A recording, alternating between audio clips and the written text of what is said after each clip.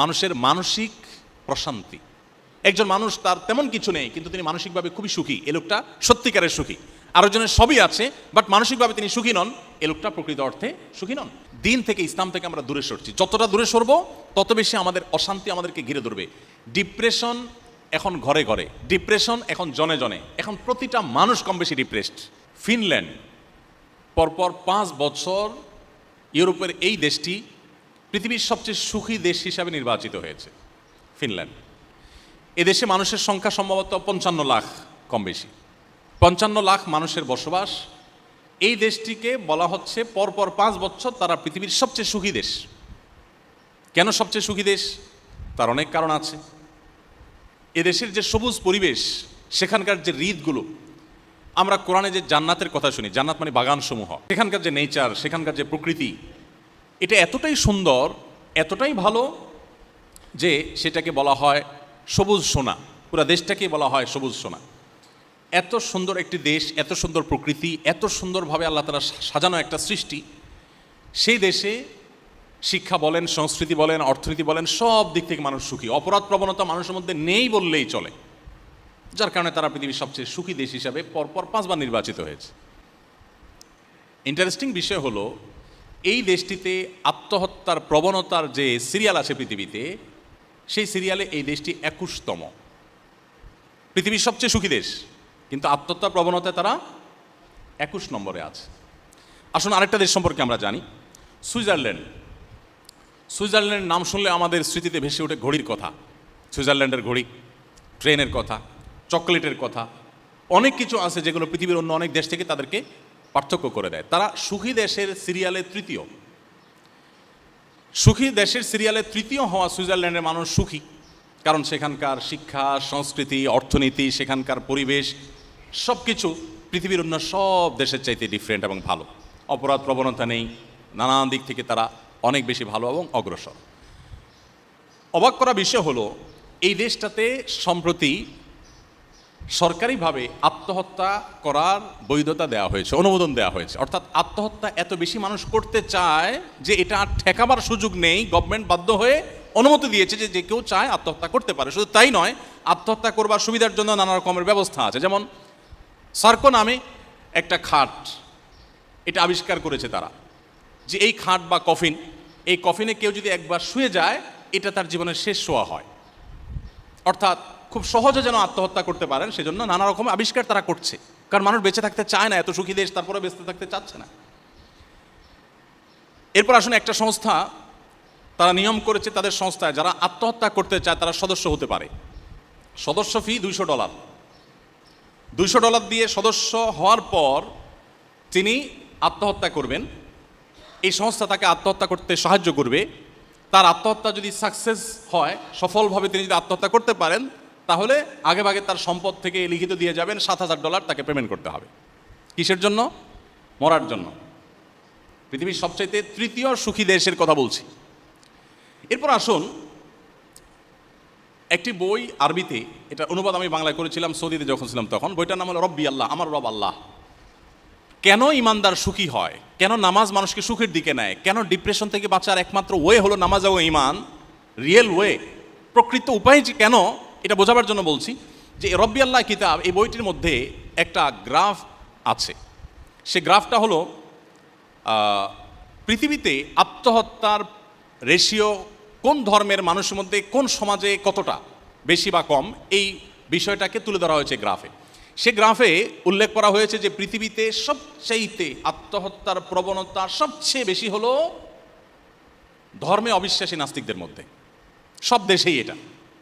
এবং এই জরিপটা যার তার জরিপ না, এটা বিশ্ব স্বাস্থ্য সংস্থার জরিপ, এবং 1 বছরের জরিপ না, ওখানে পরপর কয়েক বছরের জরিপ তুলে ধরা হয়েছে যে পরপর অনেক বছর ধরে একই রেশিও দেখা যাচ্ছে, সবচেয়ে বেশি আত্মহত্যার প্রবণতা হলো নাস্তিকদের মধ্যে।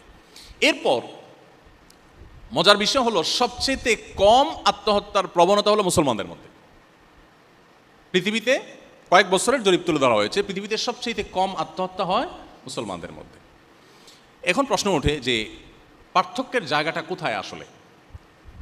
পাশাপাশি আরেকটা তথ্য দিয়ে রাখি, আমার পৃথিবীতে যে সমস্ত দেশে যাওয়ার সুযোগ হয়েছে, এর মধ্যে জাপান সম্পর্কে আপনারা জানেন, জাপানে আমার যাওয়ার সুযোগ হয়েছে, কোরিয়াতে আমার যাওয়ার সুযোগ হয়েছে। আপনারা জানেন যে জাপানিজরা সবচেয়ে ভদ্র জেন্টেল পৃথিবীর। একসময় তাদের ইতিহাস অনেক বাজে ছিল, কিন্তু তাদের হিরোশিমা যে ট্র্যাজেডি, তারপর থেকে তারা পরিবর্তন হয়ে গেছে। জাতি হিসাবে পৃথিবীর সবচেয়ে সভ্য, সবচেয়ে ভদ্র, সবচেয়ে জেন্টেল জাতি তারা। এবং জাপান থেকে ঘুরে আসার পর বেশ কিছুদিন যাবৎ আমি একাধিকবার গিয়েছি, যেবারই গিয়েছি সফর শেষ করে দেশে আসার পর আমার নিজেরই আচার আচরণের মধ্যে এক ধরনের পরিবর্তন আমি লক্ষ্য করতাম। অফিসে যখন স্টাফদের সাথে কথা বলতাম, আস্তে আস্তে কথা বলতাম। বাসায় যখন কথা বলতাম পরিবারের সাথে ধীরে ধীরে কথা বলতাম, কারণ ওখানে ওই যে মানুষ ফিস করে কথা বলে, কেউ কারো দ্বারা যেন ডিস্টার্ব না ফিল না করে, কেউ কারো দ্বারা কষ্ট না পায়, এতটা জেন্টেল তারা। বেশ কিছুদিন তাদের মধ্যে থাকলে দোকানপাট রাস্তাঘাটে গেলে নিজের মধ্যে একটা পরিবর্তন চলে আসে, এই লেভেলের জেন্টেল। এবং তথ্য প্রযুক্তিতে তারা কতটা এগিয়ে সেটা তার বলার অপেক্ষা রাখে না। আপনারা ইঞ্জিনিয়ারিং কলেজের স্টুডেন্ট, আপনাদের আরও ভালো জানা থাকার কথা। এই জাপানিজদের মধ্যে আত্মহত্যার প্রবণতা সবচাইতে বেশি। কোরিয়ানদের মধ্যে আত্মহত্যার প্রবণতা সবচাইতে বেশি। এত বেশি আত্মহত্যার প্রবণতা এমনকি জার্মানিদের মধ্যে, ওই রব্বি আল্লাহ বইয়ের মধ্যে লেখা আছে যে অস্ট্রেলিয়াতে একটা ব্যাগ আবিষ্কার করা হয়েছে, লাইফ ব্যাগ নাকি যেন নাম, এটা জাস্ট সেট করবে আর আত্মহত্যা হয়ে যাবে। আত্মহত্যার জন্য যে কত রকমের কসরত এবং প্রচেষ্টা। এখন আমার প্রশ্ন হলো, পৃথিবীর সবচাইতে সুখী দেশ, পৃথিবীর সবচাইতে আপনার সুন্দর দেশ হওয়ার পরও মানুষ বেঁচে থাকতে চাচ্ছে না কেন? কারণ একটাই, যে সব কিছুই আছে, মানসিক প্রশান্তিটা আসলে নেই। নবী করিম সাল্লাল্লাহু আলাইহি ওয়াসাল্লাম বলেছেন, লাইসাল গিনা বিকাসরাতিল আরদ। পৃথিবী তথ্য প্রযুক্তির উন্নতির চরম শিখরে পৌঁছে যেতে পারে, নানা রকমের আবিষ্কার দিয়ে পৃথিবীর মানুষের জীবনযাত্রাকে পানির চাইতে সহজ করে ফেলা হতে পারে, বাট এর কোনোটি মানুষকে সুখী করবে না, এর কোনোটি মানুষকে মানসিক প্রশান্তি এনে দিবে না। ওয়ালাকিন্নাল গিনা গিনান নাফস। নবী করিম সাল্লাল্লাহু আলাইহি ওয়াসাল্লাম বলেছেন, এই সচ্ছলতা, এই উন্নয়ন, এটা আসলে প্রকৃত সচ্ছলতা নয়। আসল এবং প্রকৃত সচ্ছলতা হলো মানুষের মানসিক প্রশান্তি। একজন মানুষ তার তেমন কিছু নেই, কিন্তু তিনি মানসিকভাবে খুবই সুখী, এ লোকটা সত্যিকারের সুখী। আরেকজনের সবই আছে, বাট মানসিকভাবে তিনি সুখী নন, এ লোকটা প্রকৃত অর্থে সুখী নন। আমাদের দেশের কথা যদি আমরা বলি, আমি কিছুদিন আগে বগুড়ায় গিয়েছি, একজন ডক্টর চিকিৎসক তিনি আমাকে এসে বললেন যে, ভাই, আমাদের এই বগুড়াতে গেল কয়েক বছরে আত্মহত্যার প্রবণতা খুব ভয়ঙ্করভাবে বেড়ে চলেছে, এবং রেশিওটা এতটাই বৃদ্ধি পেয়েছে যে এটা রীতিমতো ভাববার মতো। এই বিষয়ে আপনি কিছু বলেন। আপনারা অনেকেই জানেন যে করোনাকালীন সময়ে শুধুমাত্র বিশ্ববিদ্যালয়ের শিক্ষার্থীদের মধ্যে যেই পরিমাণ আত্মহত্যার ঘটনা দেখা গেছে এক বছরে, সেটা এর আগে 10 বছরেও দেখা যায়নি। এবং দিন যত যাচ্ছে আমাদের মধ্যে এই প্রবণতা বাড়ছে। কেন বাড়ছে? দিন থেকে, ইসলাম থেকে আমরা দূরে সরছি। যতটা দূরে সরবো তত বেশি আমাদের অশান্তি আমাদেরকে ঘিরে ধরবে। ডিপ্রেশন এখন ঘরে ঘরে, ডিপ্রেশন এখন জনে জনে, এখন প্রতিটা মানুষ কম বেশি ডিপ্রেসড। আমরা যদি আমাদের শৈশবে ফিরে চলে যাই, আমরা দেখব আমাদের বাচ্চা ছাড়া আমাদের আশপাশে মানুষগুলো এত ভালো ছিলেন না, এত সুখে ছিলেন না। আমরা আমাদের দেশের বাস্তবতা যদি চলে যাই, 2 দশক 3 দশক আগে আমাদের দেশে এত কলেজ ইউনিভার্সিটি ছিল না, এত আপনার রাস্তাঘাটের এত উন্নয়ন ছিল না, আমাদের দেশে অনেক কিছুই ছিল না, কিন্তু মানুষগুলো তুলনামূলকভাবে এখন থেকে অনেক বেশি হ্যাপি ছিলেন, সুখী ছিলেন। আত্মহত্যা এটা কালে ভদ্রে হতো, এখন যেরকম দেখা যাচ্ছে সকাল বিকাল এরকম হতো না। এর অন্যতম কারণ হলো তাদের ভিতরে ইসলামের চর্চা কিছুটা হলেও ছিল, যেটা এখন একেবারেই নাই। সময়ত উপস্থিতি, নামাজ সম্পর্কে আমি বলছিলাম, প্রিয় নবী সাল্লাল্লাহু আলাইহি ওয়াসাল্লাম বলতেন, আরেহনা বিহা ইয়া বেলাল। বেলাল রাদিয়াল্লাহু তাআলা ছিলেন আমাদের প্রিয় নবীর মুয়াজ্জিন। তাকে বলতেন, বেলাল, তুমি আজান দিয়ে মানুষদেরকে ডাকো, একত্র করো, আমাকে একটু প্রশান্ত করো, আমি একটু নামাজ পড়ে প্রশান্তি পেতে চাই। আমরা তো ভালো খাবার খেয়ে, ভালো জায়গায় ঘুরে ট্রাভেল করে প্রশান্তি পেতে চাই, সেগুলোতে প্রশান্তি সন্দেহাতীতভাবে আছে, কিন্তু একজন ইমানদার নামাজের ভিতরে যে প্রশান্তিটা পাবেন এটা আর কোথাও পাবেন না। কিন্তু এই জিনিসটাকে ফিল করার সুযোগ আমাদের জীবনে হয়নি। এই জন্য আমি অনুরোধ করতে চাই, খুশুর সাথে আপনি নিয়মিত 5 ওয়াক্ত নামাজ খুব ধীরে সুস্থে সুন্দর করে মনোযোগের সাথে পড়ার চেষ্টা করুন। 5 ওয়াক্ত নামাজ আপনার জীবনের যেন এমন একটি বিষয় হয় যে এটার সাথে আপনি কোনো কম্প্রোমাইজ করবেন না, কোনো অবস্থাতেই না। আপনার জীবনে এমন কোনো পরিস্থিতি আসবে না যে পরিস্থিতি আপনি নামাজ পড়বেন না। একমাত্র পরিস্থিতি হতে পারে আপনি সেন্সলেস হয়ে গেছেন, আপনার কোনো সেন্স নাই, আপনি বেহুশ হয়ে গেছেন, তাহলে তো আপনার আর নামাজ পড়বার শক্তি নেই।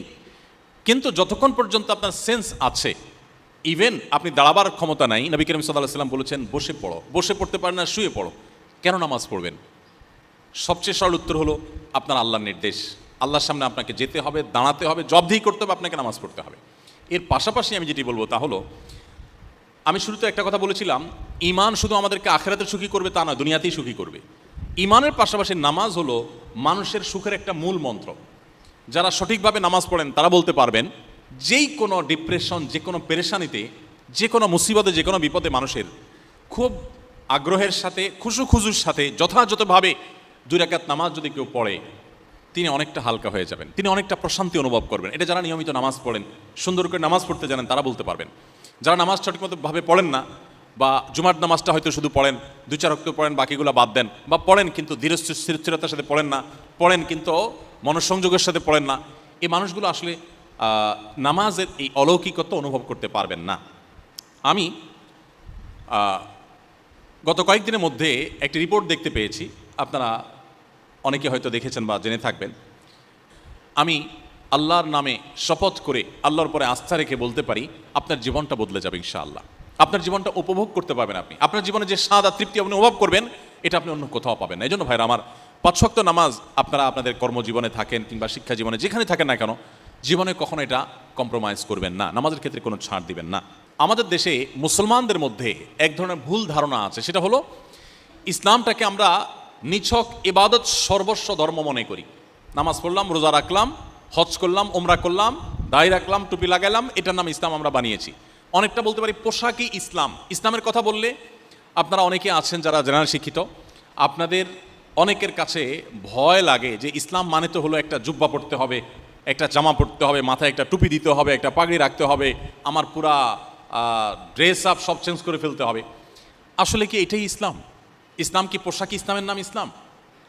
আমি পোশাক চেঞ্জ করে ফেললাম, আমি ভালো মুসলমান হয়ে গেলাম?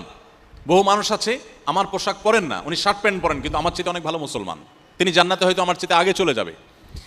ইসলামটাকে আমরা ইবাদত সর্বস্ব ধর্ম বানিয়ে রেখেছি, এটা আমাদের একটা মেজর ভুল।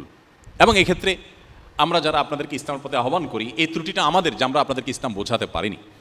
এই কথাগুলো এই জন্য বলছি যে আপনারা কর্মক্ষেত্রে চলে যাবেন, বিশেষ করে আপনারা ইঞ্জিনিয়ারিং কলেজের ছাত্র হিসাবে আপনারা বিভিন্ন প্রতিষ্ঠানের গুরুত্বপূর্ণ চেয়ারে বসবেন, দায়িত্ব পালন করবেন, একসময় আল্লাহ তাআলা আপনাদেরকে দিয়ে অনেক কাজ নেবেন হয়তো।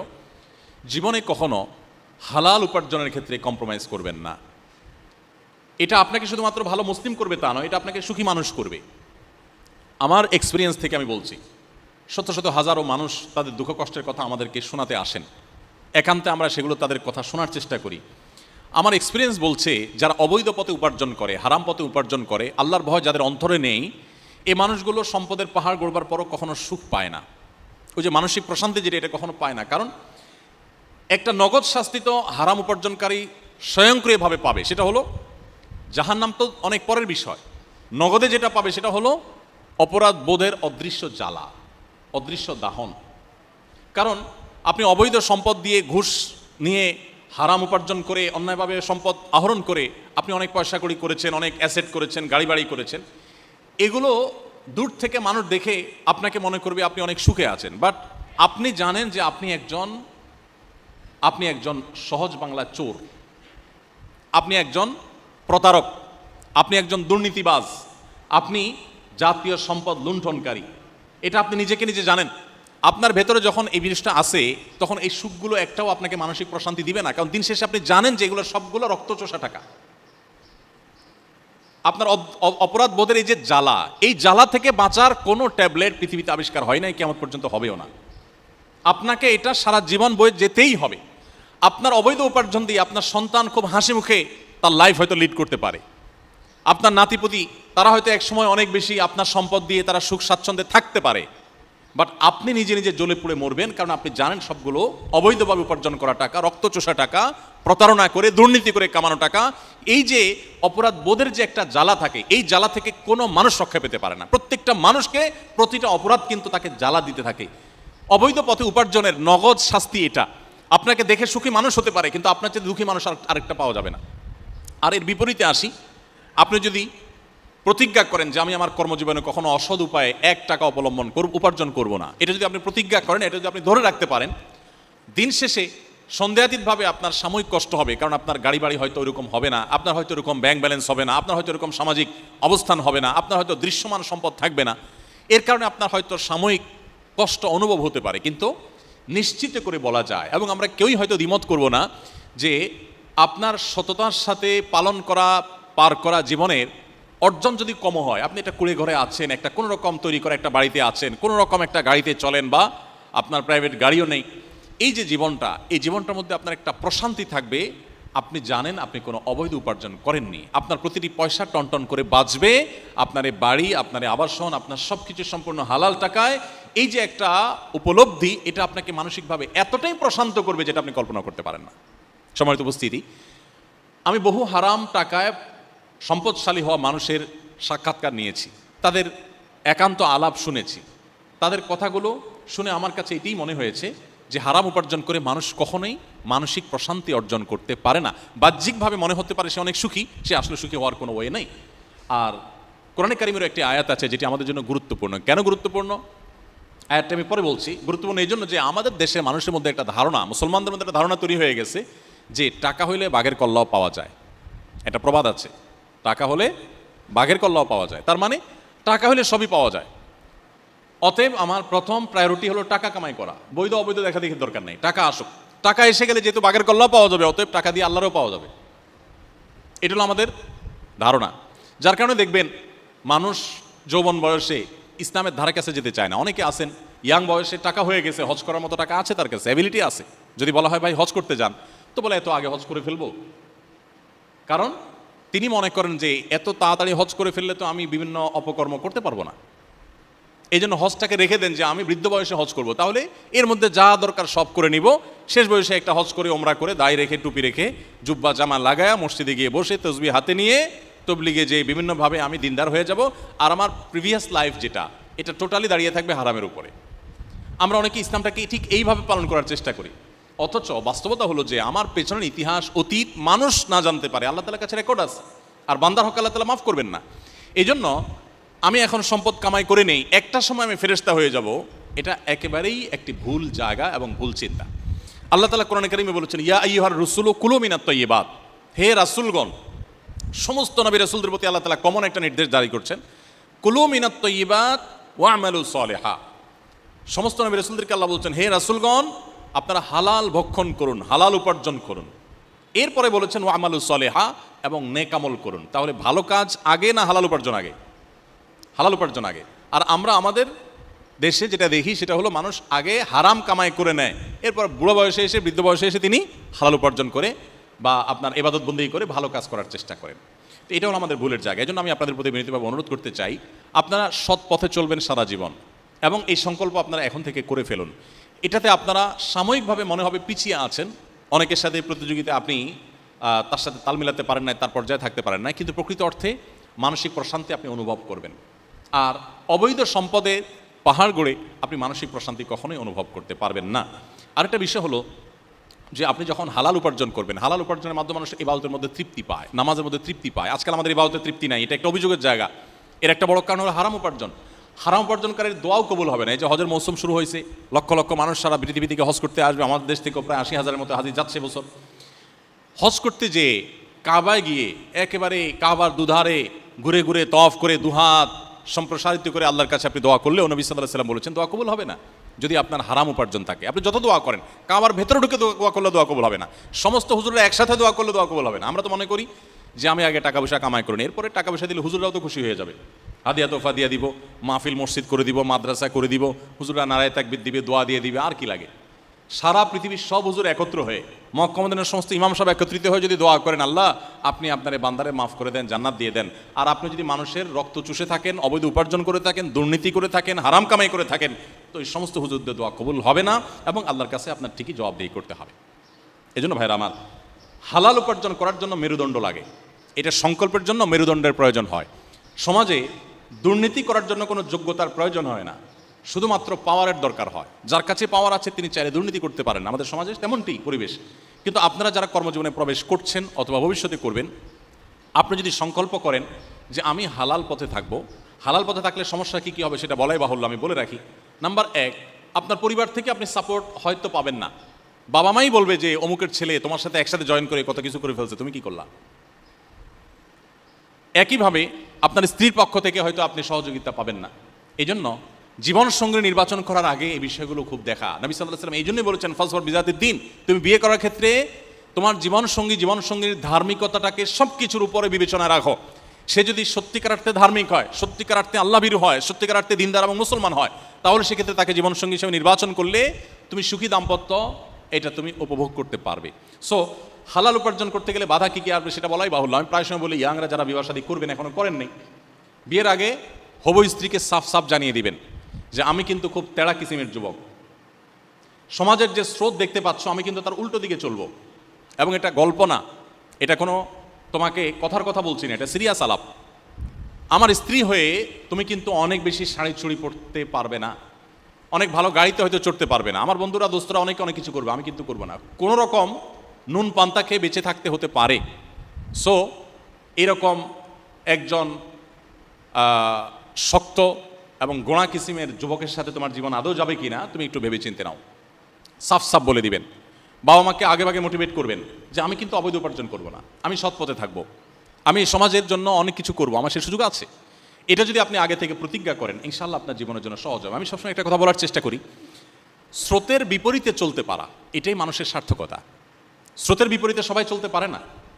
একটা ছোট্ট মাছের ফোনা, ছোট্ট একটা মাছের বাচ্চা, দেখবেন পানির স্রোত যেদিকে যাচ্ছে সে উল্টো দিকে যাওয়ার চেষ্টাটা করে, কিন্তু একটা বিশাল বড় গাছ যার মধ্যে প্রাণ থাকতে পারে কিন্তু প্রাণী না, এই গাছটা যখন উফড়ে পড়ে পানির স্রোতে স্রোতে সে কিন্তু তাকে ভাসিয়ে নিয়ে যায়, সে কিন্তু স্রোতের বিপরীতে আসতে পারে না, কারণ তার মধ্যে প্রাণ থাকতে পারে কিন্তু সে প্রাণী না। আর একটা প্রাণী, একটা মাছের ফোনা, সে কিন্তু উল্টা দিকে চলার চেষ্টাটা করে।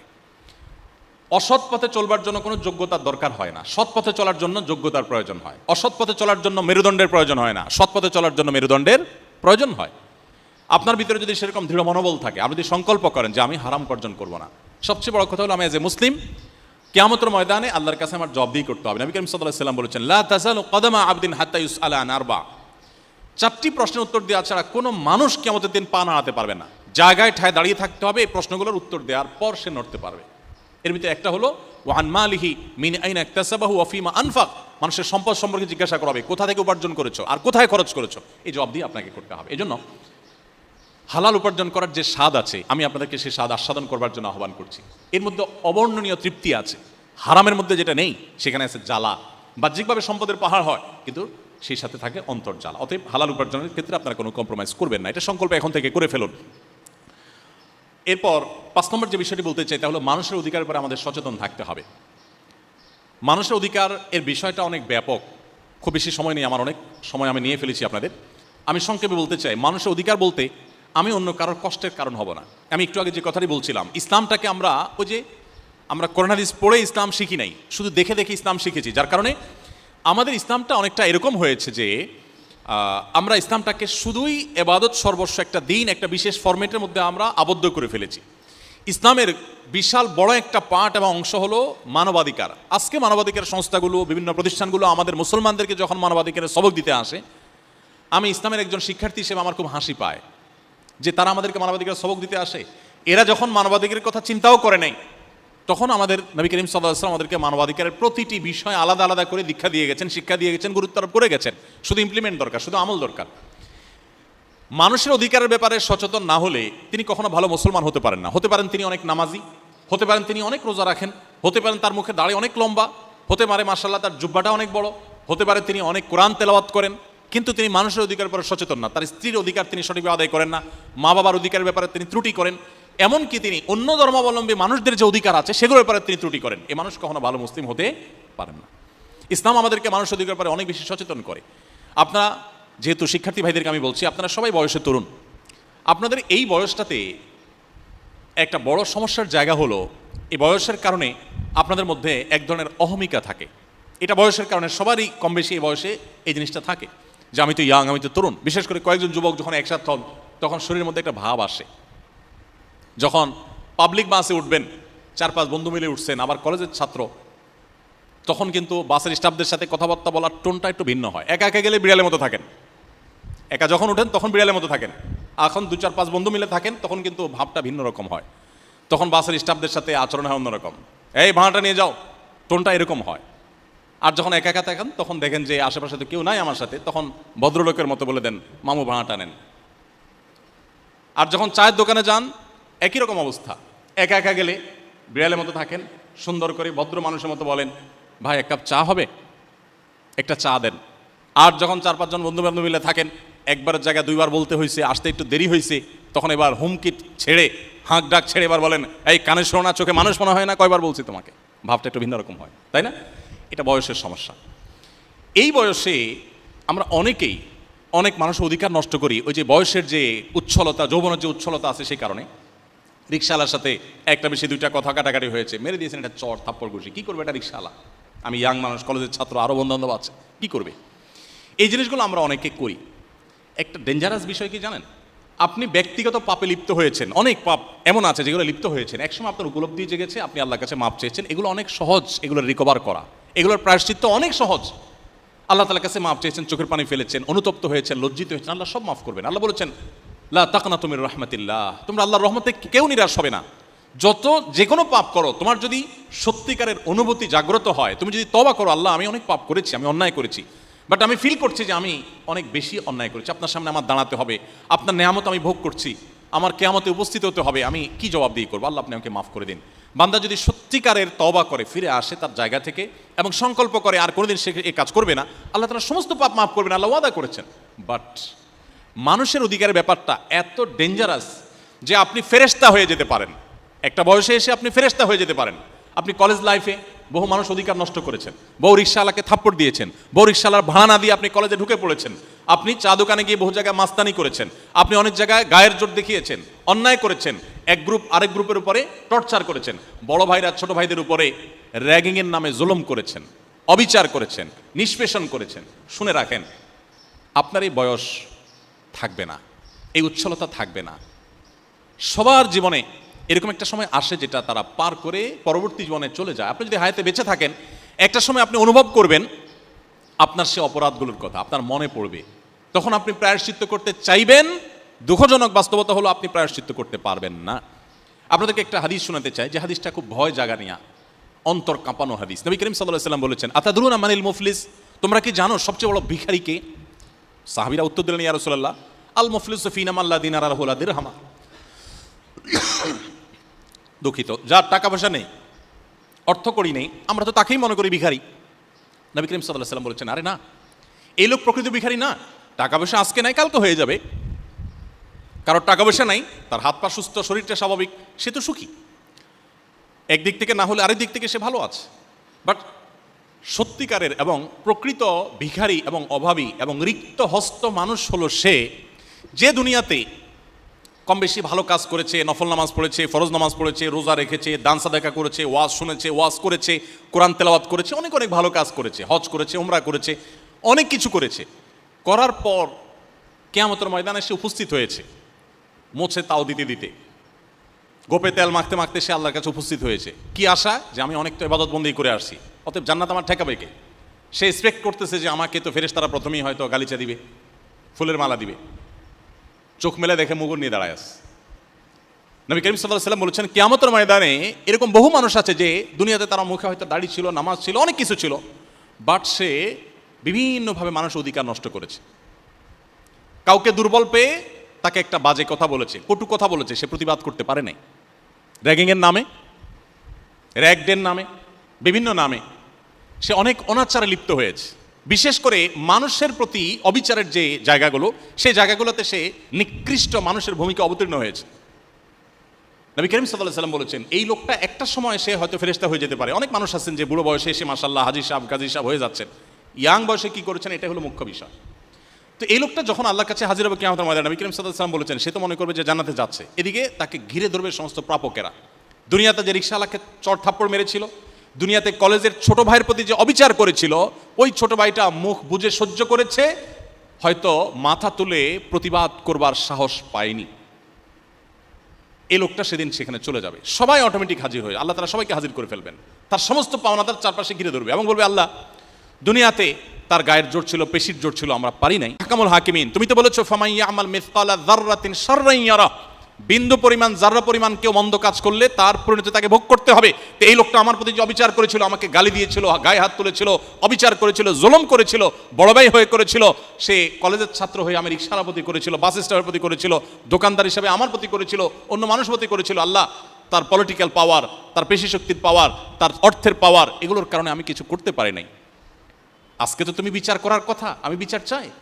তখন আল্লাহ রাব্বুল আলামিন আর্থিক অপরাধ যদি হয়, চাঁদাবাজি হয়, মানুষের অর্থ আত্মসাতের ব্যাপার হয়, দুর্নীতির ব্যাপার যদি হয়, তাহলে বলবেন তোমার আমল থেকে তাকে দিয়ে দাও। একইভাবে কাউকে গালি দিয়েছেন, কারোর প্রতি অবিচার করেছেন, তো বলা হবে তুমি যত আমল করেছো এখান থেকে আনুপাতিক হারে যে পরিমাণ জুলুম করেছো, জুলুমের পরিমাণ নেক আমল ট্রান্সফার করে তার আমল নামায় দিয়ে দেওয়া হবে, তার অ্যাকাউন্টে দিয়ে দেওয়া হবে।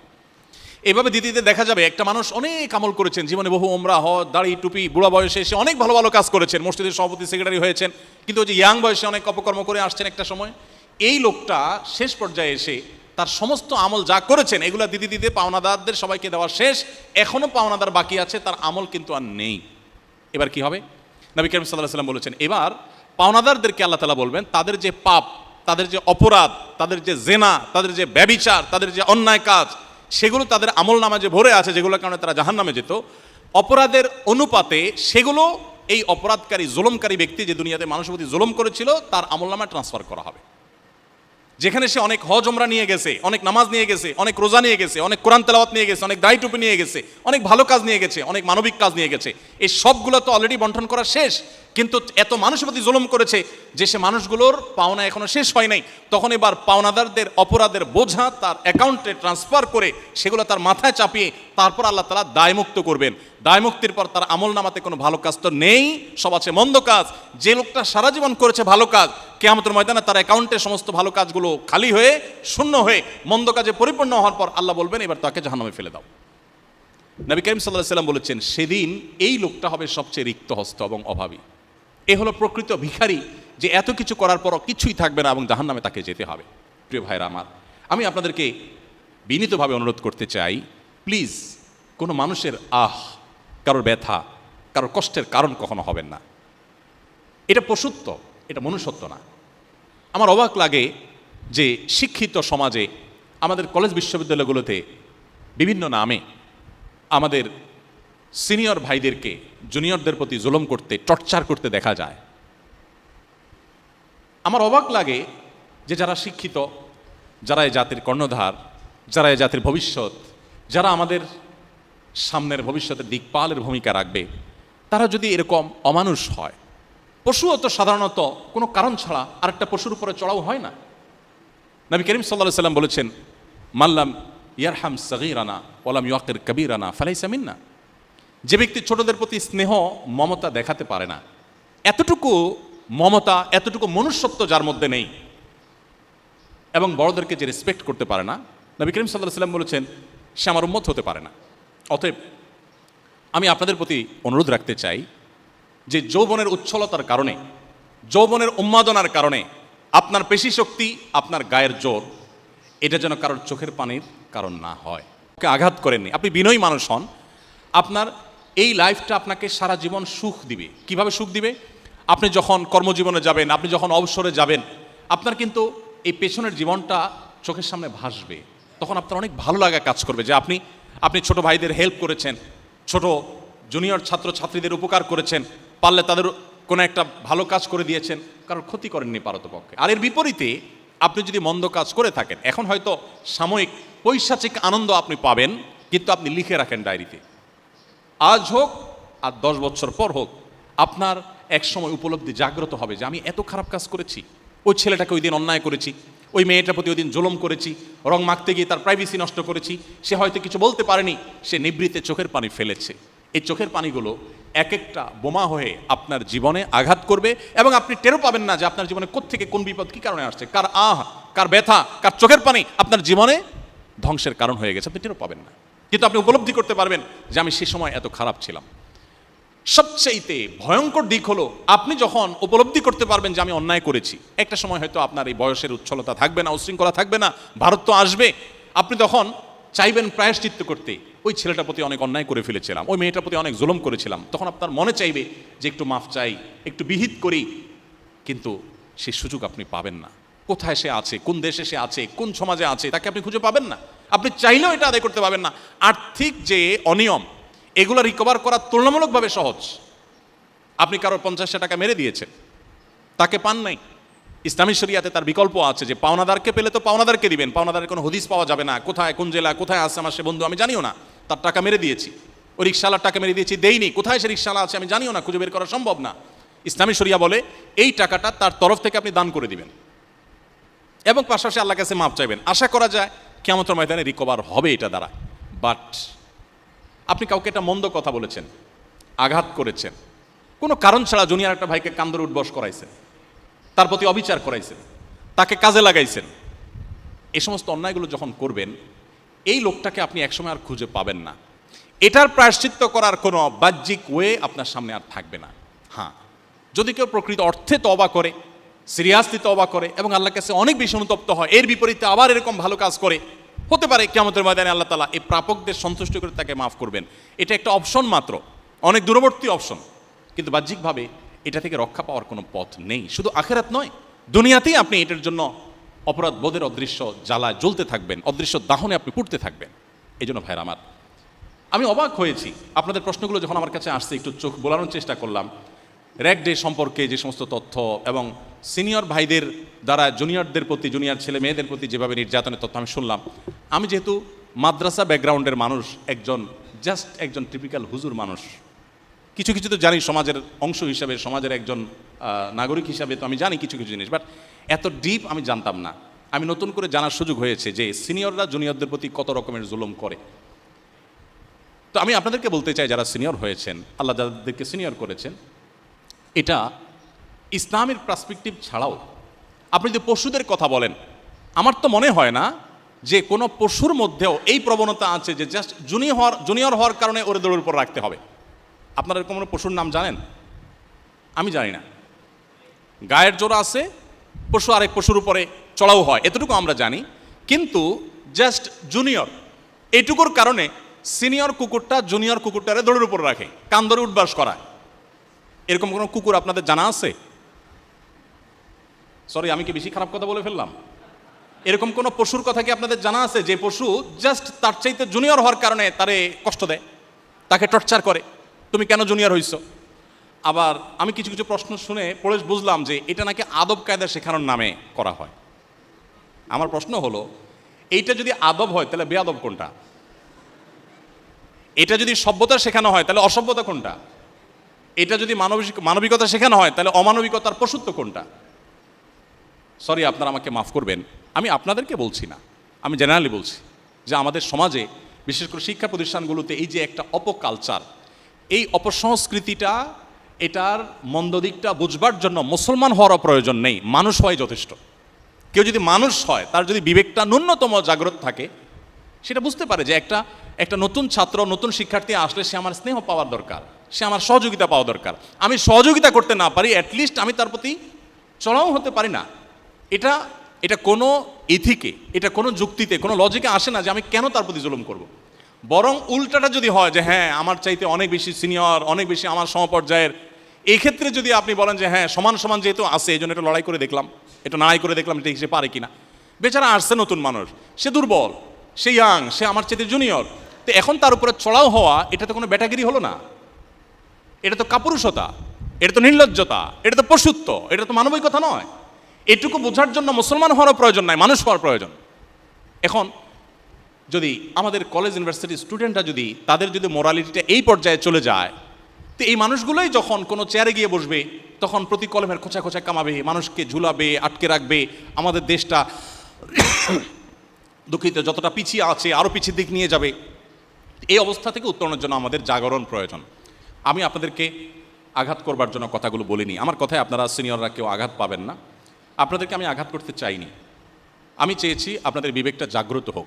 প্লিজ, আমরা কোনো মানুষের প্রতি জুলুম করবো না। যদি জুলুম করি তাহলে মনে রাখবেন, যার প্রতি জুলুম করেছেন তার খুব বেশি ক্ষতি করেন নাই, তার চেয়ে বেশি ক্ষতি নিজের করেছেন। যার প্রতি জুলুম করেছেন তার বরং একটা পুঁজি সংগ্রহ হয়ে গেছে, কিয়ামতের ময়দানে শুধু এটাকে পুঁজি করে সে কিছু আমল তার অ্যাকাউন্টে আনতে পারবে। এই জন্য নবী করিম সাল্লাল্লাহু আলাইহি ওয়াসাল্লাম বলেছেন, সেদিন আসার আগেই তোমরা পরস্পরের এই পাওনাগুলো, অধিকারগুলো যেগুলো নষ্ট করেছো, কারো ইজ্জত নষ্ট করেছো, কাউকে কান্দরে উঠবস করিয়েছো, কাউকে অন্যায়ভাবে কোনো আচরণ করেছো, টর্চার করেছো, ফিজিক্যাল অ্যাটাক করেছো, ছোট হওয়ার কারণে তার প্রতি অন্যায় করেছো, যে যার প্রতি করেছো, এগুলো আল্লাহর কাছে আসার আগে, মৃত্যু আসার আগে নিজেদের মধ্যে এগুলোর দফা করে নাও, এগুলোর বিহিত করে নাও, এগুলোর সবগুলো রিকভার করে নাও, মাপ চেয়ে নাও, যাতে করে কিয়ামতের ময়দানে আর তোমাকে এটার জন্য কোনো শাস্তির মুখোমুখি হতে না হয়। এই জন্য মানুষের অধিকারের ব্যাপারে আপনাদেরকে আমি বলবো, সচেতন হই আমরা। আমাদের বাংলাদেশে যত নামাজি মানুষ আছে, এত মানুষের অধিকার সম্পর্কে সচেতন মানুষ নেই। যত দাড়িওয়ালা মানুষ আছে, যত টুপিওয়ালা মানুষ আছে, অন্যের অধিকারের ব্যাপারে এত সচেতন মানুষ নেই। আমরা চিপস খেয়ে ঠোঙাটা ছেড়ে দেই। এই ঠোঙাটা কোনো ড্রেনে গিয়ে জলাবদ্ধতা সৃষ্টিতে ভূমিকা রাখছে, আমি খেয়ালও করছি না। আমি ডাব খেয়ে মালাটা বাইরে ফেলে দেই, সে ডাবের মধ্যে পানি জমে সেখানে কোনো মশা তৈরি হয়ে সে ডেঙ্গু মশা কোনো মানুষকে কামড়ে দিয়ে অসুস্থ করে হয়তো মৃত্যুর মুখেও ঠেলে দিচ্ছে। সেটি ভাববার মতো ফুরসত আমাদের নেই। আমরা ম্যাক্সিমাম মানুষ আমাদের দুই হাত দিয়ে চতুর্পাশটাকে আমরা নষ্ট করছি, মানুষের অধিকারগুলো নষ্ট করছি। অথচ আমরাই হাদিস পড়ি, আল মুসলিমু মান সালিম আল মুসলিমুনা মিন লিসানিহি ওয়া ইয়াদি। সমাজের অন্যান্য মুসলমানরা যার হাত মুখ তারা নিরাপদ থাকে, তার আচরণ দ্বারা, তার কাজ দ্বারা কারো কষ্ট হয় না, কারো অধিকার খর্ব হয় না, সেই হলো প্রকৃত মুসলমান।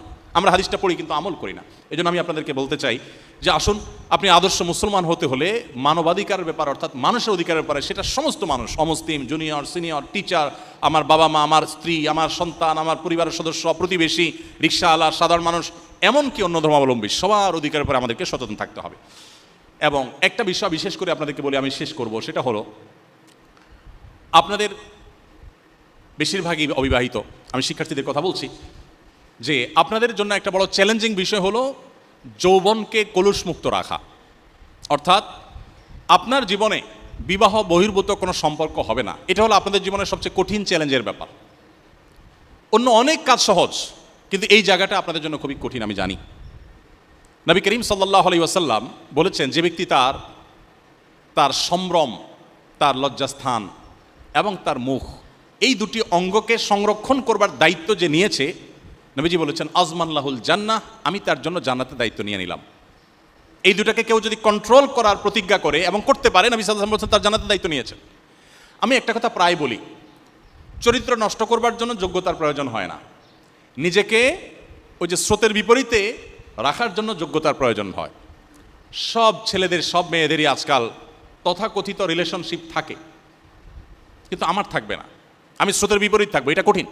স্রোতের তালে গা ভাসানোর জন্য যোগ্যতার প্রয়োজন হয় না। দেখুন, আপনারা শিক্ষিত মানুষ, আপনাদের কাছে এই কথাগুলো বলা খুব বেশি প্রয়োজনীয় মনে করছি আমি। পশ্চিমা সংস্কৃতি আমাদের দেশে নানাভাবে আমদানি করা হচ্ছে।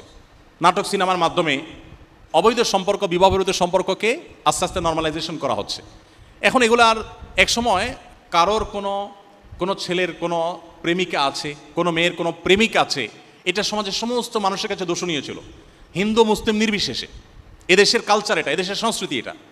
কিন্তু এখন এটা খুবই স্বাভাবিক এবং মানুষ নির্লজ্জের মতো পরিচয় দিতে পারে যে উনি আমার গার্লফ্রেন্ড। এখন তো অত দূরও বলে না, সংক্ষেপ করে বলে, কি বলে জানো, জিএফ, বিএফ। তো জিএফ মানে হলো, সহজ বাংলা যদি আমি বলতে চাই, সরল করে বলতে চাই, কারণ জিএফ বিএফ থাকা মানে হলো এই কথা বলা যে আমি একজন চরিত্রহীন, এই কথা বলা যে আমি একজন ব্যভিচারী, এই কথা বলা যে আমি একজন জেনাকার। ওই জিনিসটাকে কতটা স্টাইলি বানায় ফেলছি আমরা। দেখেন, একজন ব্যভিচারে লিপ্ত মানুষ খুব গর্ব করে পরিচয় করিয়ে দিচ্ছে যে he is my BF, GF.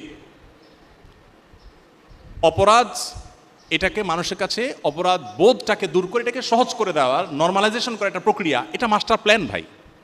আমি যদি মনে করি যে এটা এমনি এমনি হয়ে গেছে, ভুল। এটা মাস্টার প্ল্যান। পশ্চিমারা আমাদের ভালো জিনিসগুলো সহ্য করে না। ওদের অনেক ভালো জিনিস আছে, ওদের জ্ঞানে, বিজ্ঞানে তারা আমাদের সাথে এগিয়ে, অনেক ক্ষেত্রে তারা আমাদের সাথে এগিয়ে। সন্দেহাতীতভাবে আমরা সেগুলোতে তাদের সাথে টেক্কা দেওয়ার চেষ্টা করবো, তাদেরকে টাচ করার বা তাদেরকে পেছনে ফেলার চেষ্টা করবো। কিন্তু তাদের খিস্তি খেউড় যেগুলো তাদেরকে ধ্বংস করে দিয়েছে, সেগুলো আমরা কেন আমদানি করতে চাই?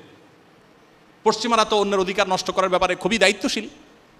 তারা তো কোথাও ময়লা আবর্জনা ফেলে না, প্রতিবেশীকে কষ্ট দেয় না। আমরা তাদের সেই ভালো গুণগুলো কেন নেই না? আমরা নেই তাদের সব খিস্তি খেউড়গুলো। আমাদের সমাজে পশ্চিমা দুনিয়ার ভালো কিছু বা অমুসলিম প্রধান দেশগুলোর, উন্নত দেশগুলোর ভালো কিছু আমদানি করতে আপনি দেখবেন না। বিশেষ করে মিডিয়াগুলোর একটা অংশ বা তাদের ভূমিকা কিছু কিছু ক্ষেত্রে আমরা দেখি যে সমস্ত মন্দ দিকগুলোকে তারা আমদানি করে দেয় এবং এগুলোকে সহজ করে দেয়।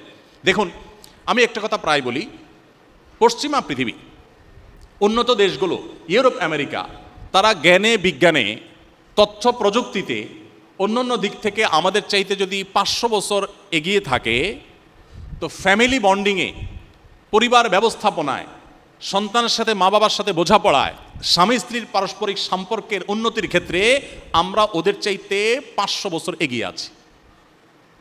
এটা এদেশের শুধু মুসলিম নয়, এটা এদেশের মুসলিম, এ অঞ্চলের হিন্দু, খ্রিস্টান, বৌদ্ধ সকলের ক্ষেত্রে প্রযোজ্য। যে অঞ্চলের মানুষ আমরা পশ্চিমাদের চাইতে, ইউরোপ আমেরিকানদের চাইতে জ্ঞানে বিজ্ঞানে, তথ্য প্রযুক্তিতে অনেক দিক থেকে যদি পিছিয়েও থাকি, আমাদের পরিবার ব্যবস্থাপনায় তাদের চাইতে আমরা বহুদূর এগিয়ে, যারা তারা কল্পনাও করতে পারে না। বাবা মাকে সন্তান কতটা ফিল করে, কতটা ভালোবাসে, সন্তানকে বাবা মা কত ভালোবাসেন। স্বামী স্ত্রীর সম্পর্ক এখন ভয়ঙ্কর একটা জায়গায় আমরা চলে গেছি। এরপরও দাম্পত্য কলহ, বিবাহ বিচ্ছেদের হার আমাদের সমাজে ভয়ঙ্করভাবে বেড়ে চলেছে। এত কিছুর পরও, আমাদের এত পতনের পরও আমরা যেই জায়গায় দাঁড়িয়ে আছি, পশ্চিমারা, ইউরোপিয়ানরা, আমেরিকানরা, পৃথিবীর উন্নত দেশগুলো এখনও সেই জায়গায় যাওয়ার কথা কল্পনাও করতে পারে না। আপনারা স্মার্টফোন সবাই ব্যবহার করেন, দেখবেন স্মার্টফোনে বিভিন্ন অ্যাপের যে অ্যাডভার্টাইজ আছে, এই স্পন্সর যে অ্যাডভার্টাইজগুলো থাকে, এর মধ্যে প্রায় সময় দেখবেন, আমার চোখে পড়ে, নিশ্চয়ই আপনাদের চোখে পড়েছে, যে স্বামীর হাতে মোবাইল, সোফার উপর হয়তো ঝিমায় পড়ছে, ঘুমায় গেছে, স্ত্রী এসে মোবাইলটা খোলার চেষ্টা করতেছে অন্য কোনো মেয়ের সাথে সম্পর্ক আছে কিনা এটা জানার জন্য, তো করতে পারছে না, কারণ এই অ্যাপটা তার কাছে ইনস্টল করা আছে, যার কারণে তার ফিঙ্গারপ্রিন্ট দিয়ে লক দেওয়া আছে, অথবা ফেস লক আছে, অথবা পাসওয়ার্ড দেওয়া আছে। এগুলো অ্যাডভার্টাইজমেন্ট আপনাদের চোখে পড়েছে না? এর মানে কি দাঁড়ালো? এর মানে হলো প্রত্যেকটা মানুষই, তারা প্রত্যেকটা মানুষকে অবিশ্বাস করে, বিশ্বাসের কোনো জায়গা নেই। পুরুষ লোকটা সে অনেকের সাথে তার সম্পর্ক, মেয়ে লোকটা তার অনেকের সাথে সম্পর্ক। দেখুন, আমাদের সমাজে দাম্পত্য কলহ ভয়াবহ পর্যায়ে পৌঁছার পরও আমি বিশ্বাস করি, এবং আপনারা অনেকেই আমার সাথে একমত হবেন, এখনো লাখো ফ্যামিলি এরকম আছেন, লাখো স্বামী স্ত্রী এমন আছেন, এমন কাপল আছেন, যারা পরস্পর প্রতি এতটা বিশ্বাস যে মোবাইল ফোন চেক করা তো দূরের কথা, যে কেমন হয়ে গেলে তারা বিশ্বাস করবেন না তাদের জীবনসঙ্গী অন্য কারোর সাথে কোনো প্রকার অবৈধ সম্পর্কে জড়াতে পারে। এটা ভাবতেই পারেন না, এরকম ফ্যামিলি লক্ষ লক্ষ এখন আমাদের সমাজে আছে। পশ্চিমারা এরকম ফ্যামিলি বোধহয় চালনি দিয়ে যদি চালা হয়, তাহলে হয়তো 2-1টা ফ্যামিলি তারা খুঁজে পাবে না। এখনো পর্যন্ত আমাদের পরিবার ব্যবস্থা এতটা ভালো। তো এই জায়গাটা নষ্ট করার জন্য অন্যতম একটা চক্রান্তের অংশ হলো আমাদের যুবকদের যৌবনকে ধ্বংস করে তাদেরকে বিবাহ বহির্ভূত সম্পর্কের দিকে নিয়ে যাওয়া। দেখুন, যারা এই বিএফ কালচারে ডুবে গেছেন, যারা মনে করছেন যে এটা আমার অধিকারের ব্যাপার, একজন যুবক মানুষ প্রাপ্তবয়স্ক তিনি চাইলে কারোর সাথে রিলেশন করতে পারেন, আমি বিনয়ের সাথে বলতে চাই, এটার চাইতে অসততা আর একটা হতে পারে না। কারণ বেশিরভাগ ক্ষেত্রে এটা জাস্ট টাইম পাস। অনেক ছেলে মেয়েদের সাথে হারাম সম্পর্ক, রিলেশন সম্পর্ক আছে, এদিকে মহিলা মাদ্রাসার হুজুরের কাছে যে বলে যে হুজুর একটা ভালো ছাত্রী আমার জন্য আপনি দেখে রেখেন। আমি বেশি দূরে যাব না, আপনাদের দেওয়া এই শীটের মধ্যে প্রশ্ন আছে, একজন শিক্ষার্থীর প্রশ্ন আমি পড়ে আমি অবাক হয়েছি। তিনি লিখেছেন তিনি একটা মাদ্রাসার হাফেজা আলেমা মেয়ে বিয়ে করতে চান, তিনি কি করবেন। আমি জানি না তিনি মানুষটা কেমন, আমি বলছি না যে তিনি খারাপ মানুষ, আমি এটা বলছি না, কিন্তু আগ্রহ আছে। অর্থাৎ যাকে আপনি সারাদিন বলছেন তোমাকে ছাড়া বাঁচবো না, তোমাকে ছাড়া আমি মরে যাব, হান হবে তান হবে, জীবন দিয়ে দিব, এগুলো সবচেয়ে ভণ্ডামি, এগুলো সবচেয়ে 2 নম্বরই, এগুলো সবচেয়ে প্রতারণা। এটা বোঝার জন্য পণ্ডিত হওয়ার অন্তত প্রয়োজন নাই। আমাদের সমাজের দিকে তাকালে আমরা বুঝতে পারি যে জাস্ট টাইম পাস, এরপরে যে তার পথে চলে যাচ্ছে। এখন আমার কথা হলো, আল্লাহ তা যদি আপনি বেঁচে থাকেন, আপনার জীবন সঙ্গিনী একজন মেয়ের সাথে আপনার বিয়ে হবে লেখা আছে, কোথায় আছে আপনি নিজেও জানেন না। একজন মেয়ের জন্য একজন ছেলে আল্লাহ তাআলা বিবদ্ধ করে রেখেছেন, কোথায় আছে আমরা কেউ জানি না, কিন্তু আছে। যদি আল্লাহ হায়াতে বাঁচায় রাখে, যাদের কপালে বিবাহ আছে, তারা কাউকে না কাউকে আমরা জীবনে পাচ্ছি। এখন প্রশ্ন হলো আপনার সাথে যার বিবাহ লেখা আছে, যে ভদ্র মহিলার আপনার স্ত্রী হওয়ার কথা আল্লাহ আপনার ভাগ্যে লিখে রেখেছেন, আপনি এখানে এই যে অবৈধ এবং 2 নম্বর সম্পর্ক করে করে করে করে আপনার এখানে প্রেম বিলায় বেড়ালেন অজায়গায় কুজায়গায়, তাহলে আপনি আপনার ওই যে স্ত্রীর জন্য আপনার পুরো যৌবনকে ভালোবাসাকে জমিয়ে রাখার কথা ছিল, আপনি এখানে এক ধরনের জুলুম করেন নাই। আমি কি বোঝাতে পেরেছি বিষয়টা? এটা কি এক ধরনের অসততা নয়? একজন মেয়ের ক্ষেত্রে একই কথা প্রযোজ্য। তার স্বামী হিসাবে আল্লাহ যাকে রেখেছেন, তিনি তার যৌবনকে অপাত্রে অজায়গায় যার তার সাথে শেয়ার করে তার চরিত্রকে নষ্ট করে তিনি তার স্বামী, তার কপালে যিনি লেখা আছেন, তার অধিকারটা তিনি নষ্ট করলেন না। ভাইরা আমার, এই অ্যাঙ্গেল থেকে দেখার সুযোগ হয়তো আমাদের হয় নাই। দেখুন, আমি সবসময় একটা কথা বলি, শুনতে একটু হাস্যকর বা রসাত্মক মনে হলেও কথাটা আমরা একটু ভাবলেই বুঝতে পারবো এটা অবাস্তব নয়। সেটা হলো, মানুষের মধ্যকার ভালোবাসা এটা সফট ড্রিঙ্কসের ঝাঁজের মতো। সফট ড্রিঙ্কসের বোতল যদি আপনি খুলে ফেলেন, মুখ যদি খুলে ফেলেন, ঝাঁজটা কিন্তু বেশি সময় থাকে না, থাকে বেশি সময়। এরপর আপনি যতই মুখ আটকায় রাখেন, ওই প্রথম যে ঝাঁজটা ছিল ওইটা কিন্তু আর থাকবে না। মানুষের মধ্যকার বিশেষ করে আপনার যৌবনের যে মানুষের ভালোবাসা এবং ছেলে মেয়ে পরস্পরের প্রতি যে আকর্ষণ, স্বামী স্ত্রীর প্রতি যে ভালোবাসা, এটা অনেকটা ওই সফট ড্রিঙ্কসের ঝাঁঝের মতো। এটা যদি একবার অপাত্রে নষ্ট করে ফেলেন, অজায়গায় কুজায়গায় এটাকে বিলিয়ে বেড়ান, যখন বিয়ে করবেন, রিয়েল লাইফ পার্টনারের যখন মুখোমুখি হবেন, তখন দেখবেন যে ঝাঁঝ নাই। আমি কি বোঝাতে পেরেছি? ভালোবাসা দেখবেন তখন পুঁজিতে টান পড়ছে, পাচ্ছেন না। কারণ হলো সারাদিন জিগির করে করে মোবাইলে, ফোনে, SMS-এ, হোয়াটসঅ্যাপে, মেসেঞ্জারে ডাইরেক্ট বিভিন্নভাবে তোমাকে ভালোবাসি, হান করি, তান করি, এগুলো সব তো ধানায় ফানায় ছিল, 2 নম্বরই ছিল। এসব 2 নম্বরই করে, ভণ্ডামি করে, প্রতারণা করে, এগুলো সব বিলাতে বিলাতে এক সময় রিয়েল লাইফে এসে আপনি দেখবেন যে এগুলো আর আপনার মধ্যে নাই। এটা হলো বাস্তবতা। এটা আমি দায়িত্ব নিয়ে বলতে পারি, কারণ আমি বিভিন্ন পাবলিক প্রোগ্রামে হাজার হাজার মানুষের মধ্যে আমি প্রশ্ন করে দেখেছি, জিজ্ঞেস করে দেখেছি, জরিপ চালানোর চেষ্টা করেছি। নিয়মতান্ত্রিক কোনো জরিপ নয়, এমনি জিজ্ঞেস করে দেখেছি। যারা বয়সে অনেক সিনিয়র, 50-60 বছর বয়স হয়ে গেছে, আমাদের বাপ চাচা বা আমাদের বড় ভাইয়ের বয়সী যারা, তাদেরকে আমি জিজ্ঞাসা করেছি যে আপনাদের স্ত্রীর সাথে সম্পর্ক কেমন। বগুড়াতে একটা মাহফিলে এক ভদ্রলোক, বয়স্ক মানুষ, আমি একটা চ্যালেঞ্জ দিয়েছিলাম যে মহরের টাকা স্ত্রীকে পরিশোধ করেছেন কারা কারা। তো এর মধ্যে এক চাচা উঠাইছেন হাত, বলেন যে হ্যাঁ আমি তো পরিশোধ করেছি। তো আমি ওকে স্টেজে ডেকে আনলাম যে আপনি মহরের টাকা 100% পরিশোধ করেছেন? বলে হ্যাঁ 100% পরিশোধ করেছি। জিজ্ঞেস করলাম কত টাকা মহর ছিল, ফুল ফিগার বলে দিল, ভাঙতি ফিগার মনে হলো। আবার বিয়ে হয়েছে কয় তারিখে, একেবারে তারিখটা এমনভাবে বলে দিল মনে হচ্ছে জিকির করে প্রতিদিন উনি, এইভাবে তারিখ সন একেবারে সব বলে দিল। তো আমি যুবকদেরকে তখন বললাম, দেখেন এই যে 50-60 বছর বয়সের মানুষগুলো, তাদের সাথে তাদের স্ত্রীর সম্পর্ক এবং স্ত্রীর সাথে স্বামীর সম্পর্ক এত শক্ত ছিল, এটাকে আমি উপমা দিয়ে বলি এটা হলো মেড ইন জাপান। আর আমাদের ইয়াংদের এখন বেশিরভাগ বিবাহ শাদী যে হয়, এগুলোর অবস্থা হলো বেশিরভাগ ক্ষেত্রে মেড ইন চায়না। যে আজকে বিয়ে হতে দেরি, কালকে ভাঙতে দেরি নাই, পরের দিন দেখা যায় ঝগড়াঝাটি লেগেছে, এরপর দিন বিচার সালিশ বসছে, মামলা মোকদ্দমা হয়েছে, কোর্ট কাছারি হয়েছে, বিয়ে ভেঙে গেছে, শেষ। ম্যাক্সিমাম এই অবস্থা। আর আগে যারা ছিল তাদের মধ্যে এই জিনিসগুলো নাই। পার্থক্যটা কি বলুন তো? আমি প্রায় বলার চেষ্টা করি, আমাদের বাচ্চাচারা তারা নিজের স্ত্রীকে ভালোবেসে একটার বেশি 2টা শাড়িও কিনে দিতে পারেন নাই বছরে, এত অর্থকরী ছিল না। তারা স্ত্রীকে মন ভরে একটু ভালোবাসা জানাবে সেই সুযোগও ছিল না, কারণ সমাজে মানুষের মধ্যে এক ধরনের তাদের মধ্যে জড়তা ছিল। সকালবেলা উঠে পুরুষের কাজে চলে যেতে, মহিলা কাজে চলে যেতে, ওই রাতে এসার পরে খাওয়া দাওয়ার পরে যায় একটু স্বামী স্ত্রী একজন একজনের চেহারা দেখতো, আর মাঝখানে দাঁড়ায় একটু কথা বলবে, এটাও আয়ব মনে করতো সমাজের মানুষ, পারতো না, বেচারা চান্স পাইতো না। আর আপনাদের অবস্থা এখন, আমাদের ইয়াংদের অবস্থা হলো যে বিয়ে হওয়ার আগে থেকে, বিয়ে হওয়ার পর থেকে মোবাইলে, মেসেঞ্জারে, হোয়াটসঅ্যাপে, ভিডিও কল, অডিও কল, চিঠি তো লেখা তো কষ্ট করে, এটা তো বহুত দূর কি বাদ। তারপরে যাই আপনার শপিং মলে, তারপরে চটপটির দোকানে, বাদামের দোকানে, সব জায়গায় নিয়ে যাচ্ছেন, ঘুরাচ্ছেন, একটার বেশি 2টা না 3টা পোশাক কিনে দিচ্ছেন, তিনিও আবার নিজেকে সাজগোজ করে আপনার সামনে নানাভাবে উপস্থাপন করছেন।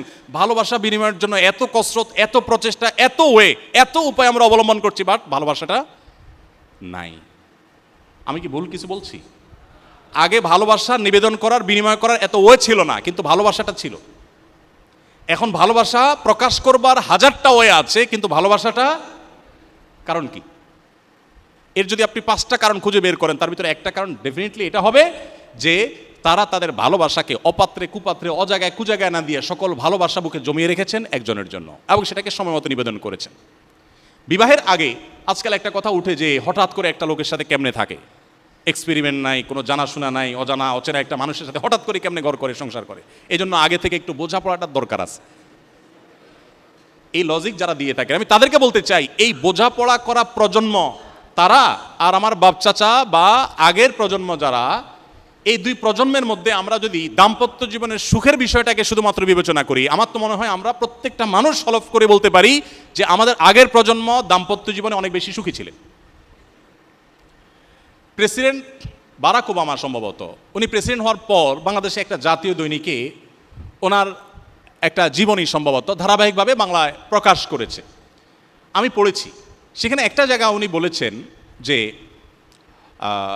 আমার দাদা দাদির সময়ে আমি দেখেছি যে আমার দাদিকে আমার দাদা শপিং মলে নিয়ে মন মতো মার্কেট করে দিতে পারে না, শপিং করে দিতে পারে না, বাট তাদের মধ্যে সম্পর্কটা অনেক সুনিবিড় ছিল, কেউ কাউকে ছাড়া বাঁচত না, এবং কেউ কারোর সাথে প্রতারণা করবে, কেউ কারোর সাথে জুলুম করে আরেকজনের সাথে রিলেশন করবে, এটা আমার দাদা দাদি কল্পনাও করতে পারতেন না, এতটা একজন আরেকজনকে উজাড় করে ভালোবাসতেন। বাট আমার সময় এসে এখন আমি যে কথাটা তখন বললাম, এই কথাটাই জাস্ট উনি বলেছেন, আমি এসে রিপিট করলাম না। তো আমরা সবাই একমত হব। এই জন্য শুধুমাত্র আখেরাতের জন্য না, আপনার দুনিয়ার কল্যাণের জন্য আপনার চরিত্রকে হেফাজত করতে হবে। আমি প্রায় সময় বলি যে দেখুন, সমাজের সবাই যে কাজ করে অন্যায় কাজ, সেটা থেকে বাঁচবার জন্য মেরুদণ্ডের দরকার হয়, হিম্মতের দরকার হয়, সৎ সাহসের দরকার হয়, যে সবার এই হারাম সম্পর্ক থাকবে, আমার থাকবে না। আমার এই যৌবনকে আমি পড়াশোনা, আমার গবেষণা আমি ব্যয় করব। আপনারা ইঞ্জিনিয়ারিংয়ের ছাত্র হলেও আপনার এই শিক্ষাটাকে আপনি ইবাদতে পরিণত করতে পারেন। আপনারা জেনে থাকবেন অনেকে নিশ্চয়ই, আপনার উদ্দেশ্য যদি হয় আমি এর মাধ্যমে মুসলিম মিল্লাতের কোনো সমস্যার সমাধান করব, আমি ইঞ্জিনিয়ার হয়ে আমি মানুষের উপকার করব, যারা মানুষের ফাইল আটকে রাখে আমি মানুষের ফাইল আটকে রাখবো না, আমি ভালো দৃষ্টান্ত স্থাপন করব। সেটা করতে গিয়ে অফিসে আমাকে বহু ঘাত প্রতিঘাত হাতে হতে পারে, বহু জুলুমের শিকার হতে পারে, বহু অন্যায়ের শিকার হতে পারে, বাট আমি সবগুলো মাথা পেতে নিব। তারপর আমি সততার ক্ষেত্রে আমি কম্প্রোমাইজ করব না। আমি মানুষ উপকার করে আল্লাহর সন্তুষ্টি পেতে চাই। এই যদি আপনার উদ্দেশ্য হয় তাহলে আপনার এই শিক্ষাটা একটা ইবাদত হবে, আপনার পরীক্ষাটা একটা ইবাদত হবে, এটা একটা নেকামল হবে, এর মাধ্যমে আপনি আল্লাহর কাছে সওয়াব পেতে পারেন। এই জন্য আপনাদের এই যৌবনটাকে আপনারা শিক্ষার পেছনে, পড়াশোনার পেছনে, স্টাডির পেছনে যদি আপনারা ব্যয় করেন, আপনারা ভালো কিছু অর্জন করতে পারবেন। আল্লাহ তাআলা আপনাদের সবাইকে সেই তৌফিক দান করুন। আমি অনেক বেশি সময় আপনাদের নিয়ে ফেলেছি, আমি সামারি করে ফেলছি। আমি আজ আপনাদেরকে বিদায়ী যারা শিক্ষার্থী আছেন তারা এবং যারা বর্তমান শিক্ষার্থী আছেন, আরও কিছুকাল হয়তো এই প্রতিষ্ঠানে থাকবেন, আপনাদের উভয়কে এবং আপনাদের মাধ্যমে অনলাইনে পরবর্তীতে আমাদেরকে যারা শুনবেন, বিশেষ করে শিক্ষার্থীদেরকে আমি বলতে চাই যে প্রথমত আমরা জন্মসূত্রে মুসলমান হওয়ার কারণে ঈমান এবং ইসলামটাকে কখনো জানা বা বোঝার সুযোগ আমাদের হয়নি। আমি আপনাদেরকে অনুরোধ করেছি যে আমাদের ঈমানটাকে আমরা একটু পরিচর্যা করি, ঈমানটাকে আমরা নবায়ন করি, ঈমানটাকে একটু আমরা দেখার চেষ্টা করি আমার ঈমানের লেভেলটা কি, কোন পর্যায়ে আমি দাঁড়িয়ে আছি, আমি কেন আল্লাহর প্রতি বিশ্বাসী, কেন আখিরাতে বিশ্বাসী, আখিরাতের প্রতি বিশ্বাস বলতে কি বোঝায়, আমরা এই জিনিসগুলো একটু জানার চেষ্টা করি।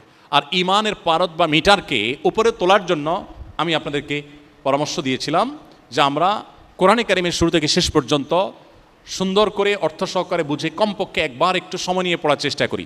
প্রতিদিন আমি যদি 2 পৃষ্ঠা 3 পৃষ্ঠা করে কোরআন পড়ি বা 1 পৃষ্ঠা করে আমি কোরআন পড়ি, 1 পৃষ্ঠা করে পড়লে সারা বছরে আপনার পুরো কোরআন বুঝে পড়া শেষ হয়ে যাবে। এই জন্য আমাদের ফাউন্ডেশন থেকে যে কোরআন বর্ষ আমরা ঘোষণা দিয়েছি, কম্পিটিশনে ঘোষণা দিয়েছি, সেখানে ইনভলভ হলে আপনার কোরআন বোঝাও হয়ে গেল, পুরস্কারও পেলেন, আল্লাহর কাছে সওয়াবও আপনি পেলেন। দ্বিতীয়ত ঈমান বৃদ্ধি করার জন্য বলেছিলাম নবী করিম সাল্লাল্লাহু আলাইহি ওয়াসাল্লাম একটা সিরাত গ্রন্থ পাঠ করার জন্য। আপনি একটা সিরাতের গ্রন্থ, কোরআনের একটা অনুবাদের কপি, এই দুটো জিনিস আপনার সাথে রাখেন, একটা পড়ে শেষ করেন। ইনশাআল্লাহ আমি বিশ্বাস করি যে এটা শেষ করার পর আপনি ঈমানদার হিসাবে গতানুগতিক না হয়ে আপনার ঈমানটাকে আপনি অনুভব করবেন এবং তার তৃপ্তি আপনি পাবেন ইনশাআল্লাহ। নাম্বার 2, আপনাদেরকে আমি অনুরোধ করেছিলাম যে ইসলামটা পুরোটাকে কমপ্লিট, পুরো ইসলামটা একজন মুসলমানের যতটুকু না জানলে নয়, আমি বলছি না যে আপনি আলেম হয়ে যান, ততটুকু আপনি শেখার জন্য একটু চেষ্টা করুন। তার জন্য অনলাইন অফলাইনে বিভিন্ন ইসলাম শিক্ষার, ইসলামিক স্টাডিজের কোর্স আছে সাধারণ শিক্ষিতদের জন্য, জেনারেল শিক্ষিতদের জন্য।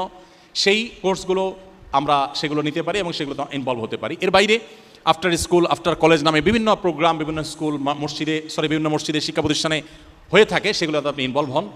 এর বাইরে আরেকটা উপায় হতে পারে যে ভালো কোনো বই পুস্তক আপনি রেখে নিজ উদ্যোগে পড়েন, কোনো জায়গায় কনফিউশন হলে কোনো আলেমের শরণাপন্ন হন।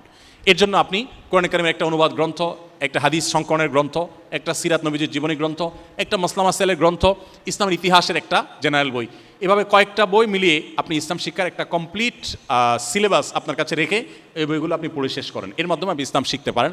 এবার এটা একটা উপায় হতে পারে। 3টা উপায় হতে পারে: কোনো একটা অনলাইন অফলাইনে কোর্সে ইনভলভ হওয়া, কিংবা আপনার বিভিন্ন আয়োজন আছে সাধারণ মানুষের শেখার জন্য উপযোগী বিভিন্ন সিলেবাস করা আছে, সেই সিলেবাস বই কিনে নিজে নিজে পড়া, অথবা এলাকাভিত্তিক কোনো আলেমের তত্ত্বাবধানে কোনো আপনার প্রোগ্রাম থাকলে সেগুলোতে ইনভলভ হওয়া।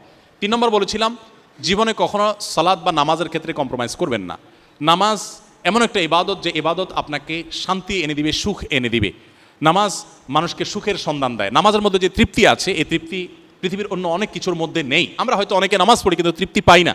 আমি যদি যথাযথভাবে পড়ি, খুশুখুশুর সাথে পড়ি, মনোযোগের সাথে পড়ি, ধীরস্থিরতার সাথে পড়ি, আপনি আমার কথাকে পরীক্ষা করবার জন্য হলেও, আপনার কোনো ডিপ্রেশন আছে, কখনো পেরেশানি আছে, আপনি ভোর রাতে তাহাজ্জুদের সময় উঠে সুন্দর করে অজু করে খুব ধীরে ধীরে লম্বা রুকু, লম্বা সিজদা দিয়ে খুব আস্তে আস্তে, খুব ভক্তি সহকারে, শ্রদ্ধা সহকারে, তাওয়াজুর সাথে, বিনয়ের সাথে, খুশুখুশুর সাথে আপনি 2 রাকাত বা 4 রাকাত তাহাজ্জুদের নামাজ পড়ে একটু হাত তুলে আল্লাহর সাথে একটু কথা বলার চেষ্টা করেন। আল্লাহকে নিজের মনের সব ব্যথাগুলো একটু বলার চেষ্টা করেন।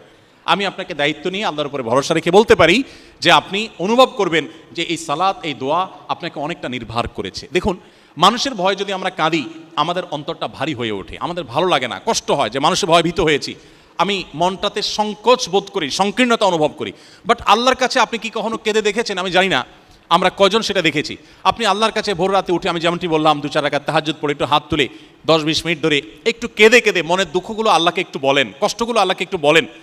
আমি নিশ্চিতভাবে আপনাকে বলতে পারি যে আপনি যদি এটি করতে পারেন, মানুষের ভয়ে কেঁদে যেখানে আপনি ভীত সন্ত্রস্ত, আপনি যেখানে সংকোচ এবং সংকীর্ণ অনুভব করছেন, আল্লাহর ভয়ে যখন আপনি কাঁদবেন, আপনার অন্তরটা ফ্রেশ অনুভব করবেন। আপনি দেখতে পাবেন আপনার মধ্যে এক অসম্ভব অবর্ণনীয় প্রশান্তি কাজ করছে। তো এই জন্য আমি আপনাদেরকে বলবো 5 ওয়াক্ত নামাজ